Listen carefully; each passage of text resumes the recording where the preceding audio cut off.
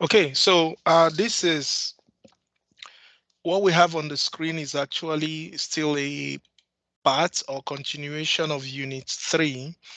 And my goal with this section is to be able to discuss things around the different types. I know we've mentioned in the past classes, right? Different kinds of types. But I want us to go back and begin to look at these various types. Also, throw out some kind of, or would that be a hierarchical chart that actually shows you approximately where each of these data types exist, and then to emphasize the fact that types, and you know how you were in school and they talked about nouns are the name of a person, place, or thing. Like that's literally like types.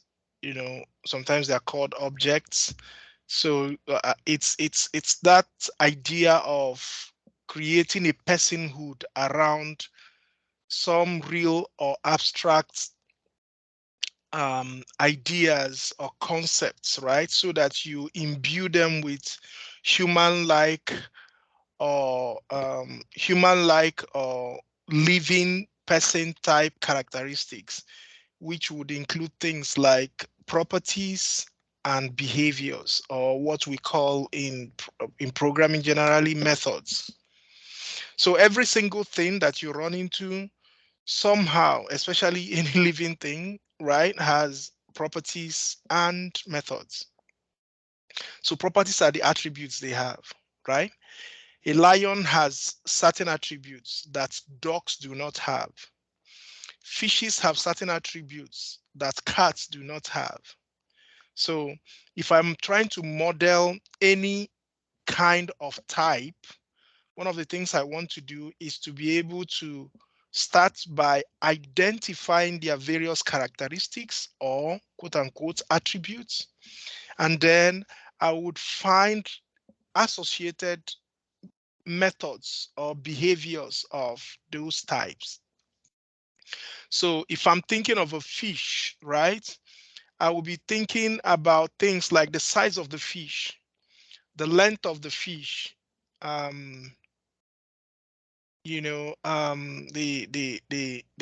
subclass in the whole fish category. What subclass does it belong to? The age of the fish, and all of that.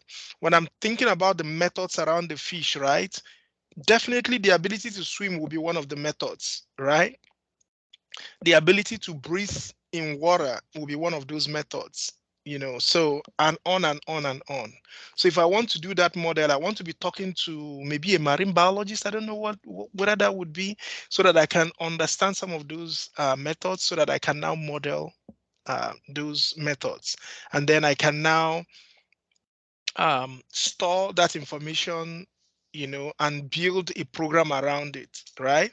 And then when I build a program, each of those methods, right, like I showed us in previous classes, each of those methods, I would have written a code about them, and a combination of those methods will be an API about fishes, right? So whenever I want to describe or have the dog do something, say in the program I'm writing, I would, let's say the name of the dog is Bingo, and I'll be like bingo dot back, right? Where back is my method, and then somehow, depending on how you write the code, you might actually see that function call the function call make a call to the function, and maybe there is an audio file in that function that begins to bark, and you can hear it in on your computer. So that's how you model these things. It's literally um, picking them, breaking it up into properties and methods, and assigning values to those.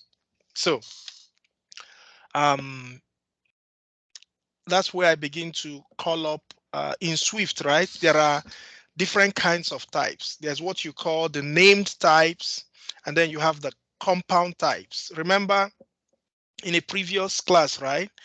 Um, in a previous section, I mentioned something about tuples See where tuples sit, right? Because they are compound types.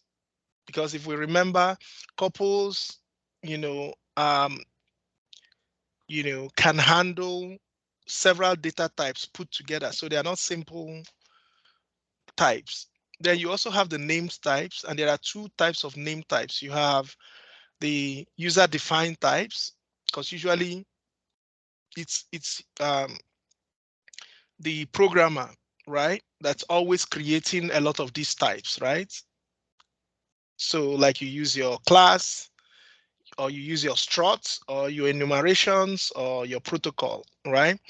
So we're going to talk, if we have all the time, we're going to talk about some of these today.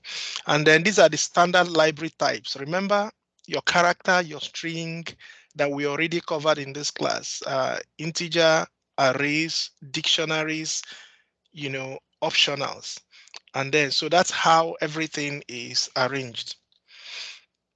And then I already mentioned the issue about property. Properties provide a way to associate values with a structure, with a specific structure, class or enumeration, right? We already did that, where, for example, if I'm defining properties, I can say var, or this is actually a class. Everything here, I need to put, a boundary around this, right? So this is a class. This is how you define a class. So you start with the keyword class, and then you write the name of the class, and then you open bracket, and then you close the bracket somewhere. And then in between is where you have the body of the class. But then the first part is we want to define the properties. So how do we define the property? Property number one is var name, colon string, right? Because here we are being explicit that what I want to put there is a string.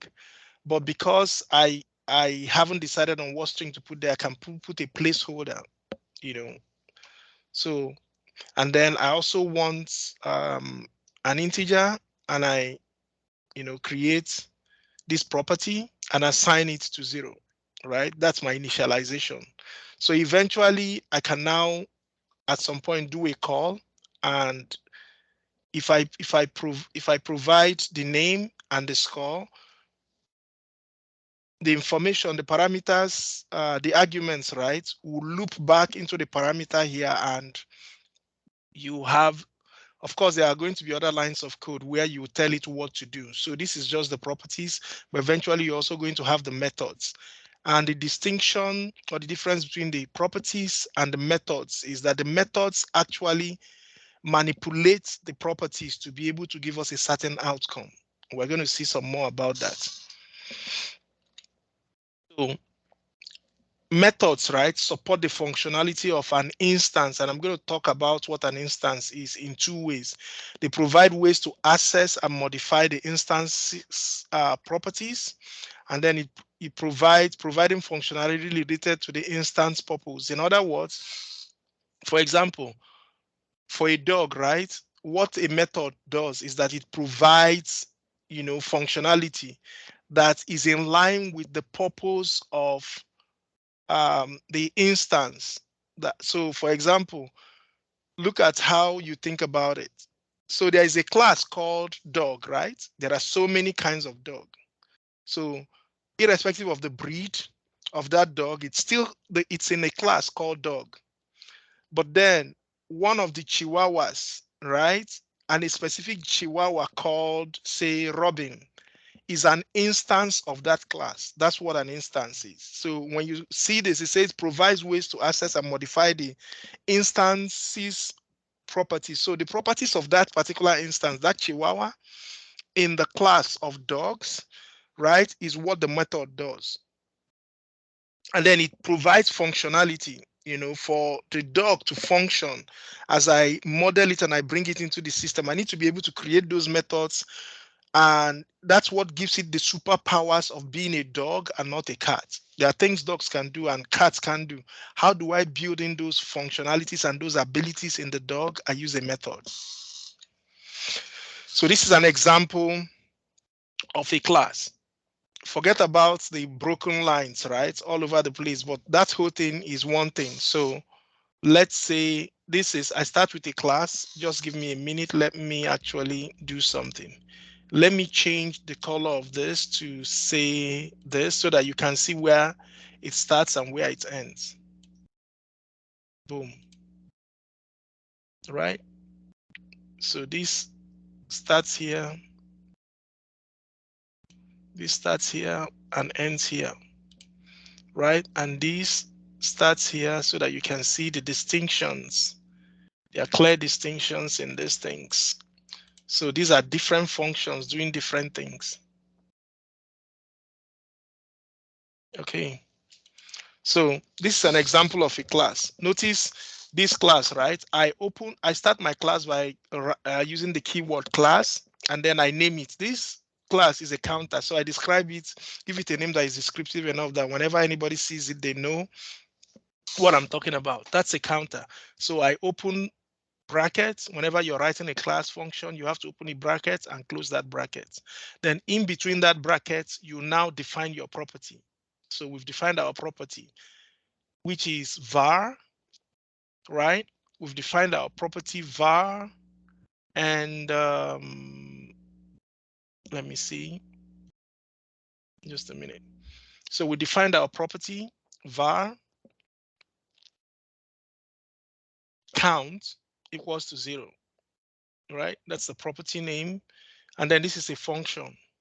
A function uses the value of a property, manipulates it to be able to give you an outcome. So your input usually is your property, and then you receive that data, and then you manipulate the data, and this is the engine that manipulates the data. So the workhorse of your program a lot of times is your function, right? Let me see, does anyone have a question?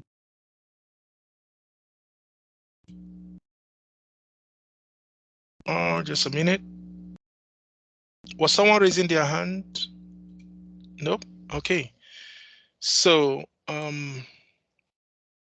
so property, and then these are the methods that manipulate it, and those methods are like the functions that are inbuilt in here, right? Each of them. So I receive this data, and this function is increment. What it does is it increments this count, right? So it's my count plus or minus 1. Plus or minus, what it does mean is take this number, add it to 1, and give me the value. That's what plus and minus. So you're doing two operations at the same time. You're receiving a certain input, you're adding it to whatever you have here, and then you're giving me a new value. That's what this is doing. So in the first instance, this will be 0 plus 1 equals to 1. So if we were to get an output from this function, it will be 1. If it's assuming you don't have these other lines, right, it goes back, counts again. That 1 moves here and becomes 1. 1 plus another 1 becomes 2, goes round, right, until you create some kind of functionality to have it stop. But let's say from where we are right now, it's 0 plus 1 equals to 1. So with 1, the function, this is also an increment by a certain amount, right? An integer. So you take that count, which is now 1, and add it to a certain value which you're going to provide, right? Let's say it's 10. It will now be 1 plus 10, and then it takes, when it gets here, it would output that function somewhere. 1 plus 10 is, say, 11, and then it will reset the count, which is this, right? It will reset it, and then 0, and then it goes back. So this is typically what's an example of your class, but at least it helps illustrate the idea around, because I haven't talked about classes yet, but it helps illustrate the idea about what properties and methods in a sense are. Let me see, is there a chart? Seems like that one we will take a test for. Oh, okay. No, this is another chat going on. So in Swift, right, structs and classes are complex data types. Let me go back again. So remember we talked about classes and structs, right? the type of they are types that are called name types, but they are also data structures, right? So they are complex data types used to store and pass on different data types and their values. That's what structs are, which is why if you go open up your what you call it now, your software, right, for building your Swift UI application, right? The first line of code you're going to see there is going to be something like strut. So you're asking yourself, what's that, right? So struts and classes are the building block of most programs. That's important to know. Most of what you're going to see is going to be, they are used to define properties and methods. I already talked about that, and and methods actually add functionality to your program, and I already showed us that at work. So struts or classes, right? They are like the blueprint used to create an object. So if I'm trying to create an object, right, I would either use a struct or class. Remember when I was talking about the different objects? So for example, the dog, if I wanted to create one, I would actually use a struct or a class. Extract all of the information I want about the dog, as part of my modeling. I'll now bring those to the properties and the methods, and I'll then build them within a struct or a class. So an object, right, is a tangible or concrete thing you create using a blueprint, right? The object created is an instance. Example of the struct or class, and I'm going to explain what all of this I just mentioned are. So let me go down here first of all and talk about this, for example. So look at this. This might be familiar to some of you or not, right? I'm trying to, okay, this is an example. You see the mold? I'm trying to make, um, I don't know what you will call this now. Does anyone have an idea what we'll call this? But this is a mode for creating this, whatever equipment, device, or whatever it is, right? So if I pour in molten plastic, I get this every time, right? So think of this like your type, or like the class or the struct, right? It creates a blueprint for creating an instance. This is just an instance of this. That's an example, one way to look at instances. Another way to look at instances would be, I want to build a house. I don't know if I have one of those. Yeah, I'm trying to build a house, right? I have to create a blueprint for building that house. That's my blueprint.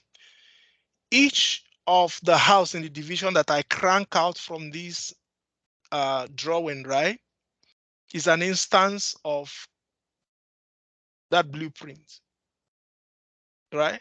So if I'm trying to build houses, I'm probably going to create a strut. This will be like my blueprint or like my architectural drawing, right? And each time I want to build a specific house, I'll now tell the house exactly what I want. Okay, the size has to be this. It has to have 3 levels. Is it going to have solar? Yes. What year is that house? Boom, boom, boom, right? Then I run it through this, and then that's how I get the specific house. So this is like a mold with which I build all of what I'm building. So that's one way to look at your classes. You're just using it to build it's like a blueprint for which you can now create an instance. So like I talked about the class of dogs, right? Most dogs have the same characteristics. So if I want to create so many dogs, right, in my program, right? Or let me give you another example for people that play games, right? I'm trying to create all these soldiers. Most soldiers are going to have the same characteristics, right? So I'm going to create a strut that has all the properties they should have and all of that. So when you come into the game, you're going to create your soldier to have a slightly different size of a hand. slightly different height. I'm just going to create size and initialize it to empty set. When you come there, you can choose the size of your soldier, the size of their hand. You can choose their height. You can choose all the other things, and then you can create your own instance of a soldier. But I've created the blueprint by using strut and class. That's what struts and class is. So that's why you see your objects, instances, methods, properties, and all of that. That's so. So this is the structure of, or the syntax of structures.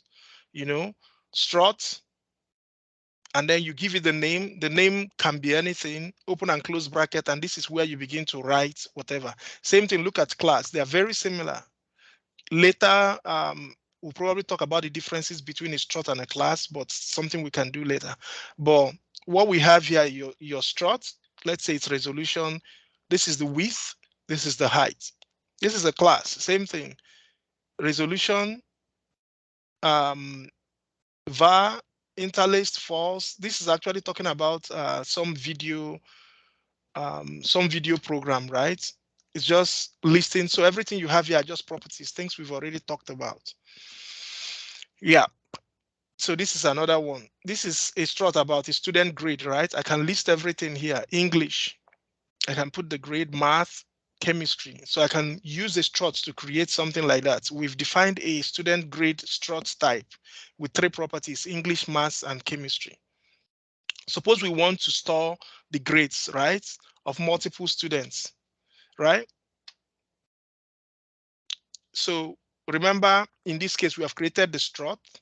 If I want to now pass the grade of individual students, that's when I'm creating an instance for each of them. So we come here, right? This is an example. I've created a strut called student grade. For English, I've told the system or my code, right, that English is what I'm trying to allude to. My value here is an integer. Value here, integer. Value here, integer. If I do my function call, I'm going to say let Peter, right, equals to student grade, right? English 10, math 10, blah, blah, blah. With this, if I print out, I'm going to get these results. So this, each of them that I've created, this is a strut, right? It's like your blueprint for creating the specific results you're looking for. So if I have a class or strut called dog, right? Here I can now create a chihuahua. I can create another dog or specific names of those things here, right? So this is like your blueprint for creating all the other things, and that's what is strut. So objects and instances are used interchangeably. So sometimes you'll be like, oh, you said instance, you said objects. They are used interchangeably actually. But notice, instance speaks more to the relationship between the class and the object. So when you're talking about instance, you're actually literally trying to create an association between the class and the object. But those two words are used interchangeably. So that's another example, which is what I was talking about, your architectural plan, and then this is an instance of this. That's my best explanation of of what it is. So let's say, let me see, seems like we almost run out of time. Gosh, we have. So I think I'm going to stop here. We'll probably continue next week. I think one of you sent me an email about a problem. I will get to that, please. But I think we're going to stop here so that I don't over labor us today. But if you have any questions, please feel free to get to me. I would look at some of the exercises and see where we go from here next week.